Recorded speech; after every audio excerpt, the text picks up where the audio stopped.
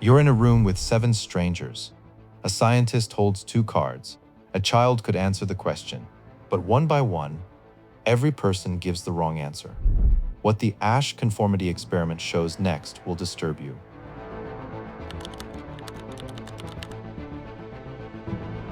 Solomon Asch was a Polish psychologist at Swarthmore College. He wanted to test something nobody had measured before. How much would a person trust their own eyes against a group? The setup was brutally simple. He brought in 50 volunteers, one at a time. Each one joined 7 other people sitting around a table. They were told it was a vision test. The scientist showed them 2 white cards. The first card had a single black line on it. The second card had 3 lines, labeled A, B, and C. One of them was clearly the same length as the line on the first card. The others were obviously wrong. A blind man could have heard the difference. Each person called out their answer one by one. The real volunteer always sat near the end of the line.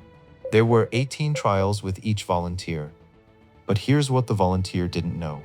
The other 7 people weren't volunteers. They were actors. Confederates paid to lie. On 12 of those 18 trials, the actors had been told to give the same wrong answer. All 7 of them, in unison. The question was simple. What would the real person do?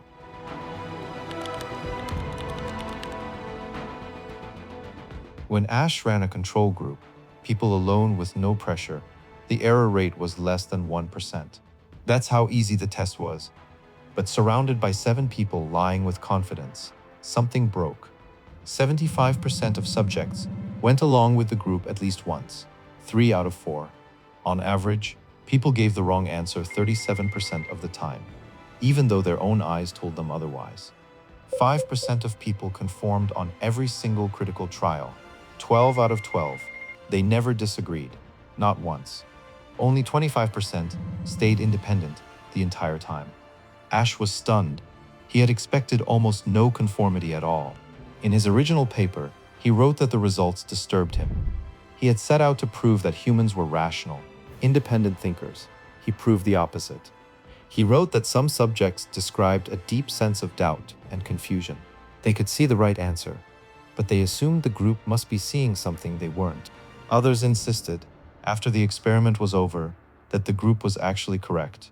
They had no memory of the right answer being obvious, and that distinction would split conformity science for the next 50 years.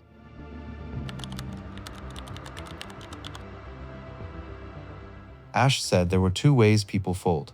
The first he called distortion of action. You know the answer. You know the group is wrong. You go along anyway, because standing out costs more than being wrong. This is compliance. Your behavior changes, your mind doesn't. The second was darker. He called it distortion of judgment. You stop trusting your own perception. The group seems so certain that you begin to believe they must be right, and you must be wrong. Your mind actually changes. You convince yourself the group is correct. For decades, this was a debate. Was conformity behavioral, or was it perceptual? If this is the kind of thinking you want more of, make sure you're subscribed. There's a lot more coming. Then in 2005, a scientist named Gregory Berns ran the experiment again. But this time, he put the subjects inside an fMRI scanner. He used the same kind of perceptual task as Asch. A simple shape comparison, group pressure to give the wrong answer, and then he watched their brains. What he found should not be possible. When people conformed to the group's wrong answer, the brain activity didn't light up in the regions for decision-making. It lit up in the visual cortex, the occipital and parietal regions, the parts of the brain that handle what you literally see. In other words, when those people conformed, something deeper than their answer was changing. They were re-seeing the world to match the group. Their perception, the raw input of their eyes, was being rewritten in real time. This wasn't compliance. The brain had crossed a line into something else. Distortion of judgment was real. It was a measurable change in how the brain processed reality. Berns concluded the obvious. Your senses aren't fixed. They're negotiable.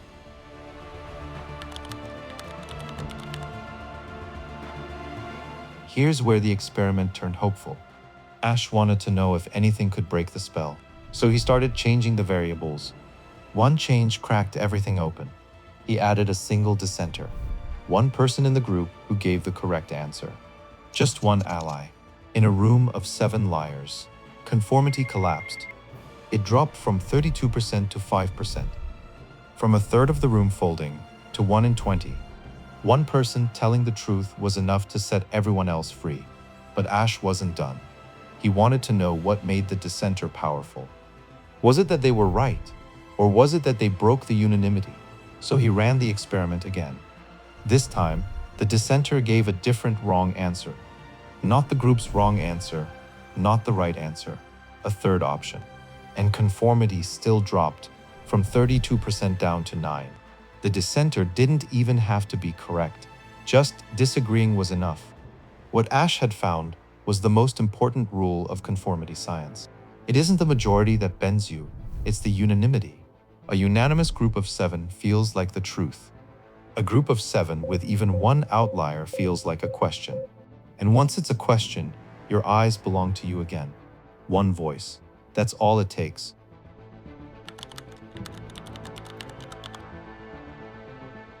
Now think about how often this plays out in your actual life. A meeting where nobody pushes back on a terrible idea. A group chat where everyone seems to agree, so you stay quiet too. A neighborhood, a workplace, a country where one opinion sounds like the only opinion. And that's the moment the experiment starts running on you. Quietly. In rooms with no scientists. Asch proved you don't need force or fear to make people lie. You just need a unanimous group. And most people, 3 out of 4, will fold at least once. They won't even know they did it. Their own brain will have changed the memory. They'll tell themselves the group was probably right all along. That's how the mind protects itself from the discomfort of being wrong in public. But there's a second thing the experiment proved. You can be the dissenter. One voice telling the truth in a room full of people who aren't changes everything. The next time you feel like the only person who sees the lie, remember the number. 5%. That's what conformity drops to when someone is brave enough to be wrong out loud. Asch proved that obedience doesn't always need a uniform. Sometimes all it takes is everyone else nodding. Subscribe to Kairos. Think sharper, know faster.